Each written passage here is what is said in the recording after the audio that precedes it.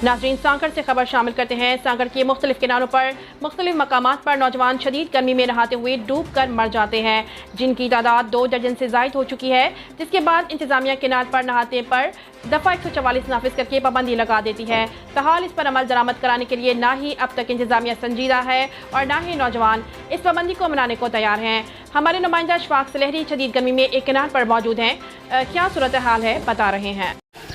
सांगड़ के कैनाल्स के अंदर हर साल जो है 1 दर्जन से ज़्यादा बच्चे जो है मुख्तलिफ कैनाल्स के अंदर डूब कर मर जाते हैं, जिसके बाद जिला इंतज़ामिया, महकमा रेवेन्यू, इरिगेशन डिपार्टमेंट और पुलिस हरकत में आते हुए फौरी तौर पर पाबंदी आयद कर दी जाती है कि 144 दफ़ा लगाकर कैनाल्स पर नहाने पर पाबंदी आयद कर दी जाती है। लेकिन इस वक्त जिला इंतज़ामिया कहीं पर भी नज़र नहीं आती, ना ही तो यहाँ पर रेवेन्यू डिपार्टमेंट नज़र आ रहा है और ना ही यहाँ पर पुलिस और इरिगेशन डिपार्टमेंट नज़र आ रहा है। सांगड़ के मुख्तलिफ कैनाल्स के अंदर शदीद गर्मी जो है अपने अरूज पर है और बच्चे और जिसमें बड़े छोटे बच्चे जो हैं वो दर्जनों नहीं बल्कि 100 के हिसाब से यहाँ पर नहाते हुए नज़र आ रहे हैं। लेकिन कहीं पे भी पुलिस, इंतज़ामिया या महकमा रेवेन्यू या इरिगेशन का अमला जो नज़र नहीं आता है। दो तसम्मर किया है कि अगर जिला इंतज़ामिया चाहते हैं कि ये बच्चे किसी बड़े हादसे से बच सके तो दो तसम्मर किया कि फौरी तौर पर इनको जहाँ जिले लेवल पर स्विमिंग पूल बना के दिया जाए ताकि जहाँ पर बच्चे नहा सकें और तफरी कर सकें।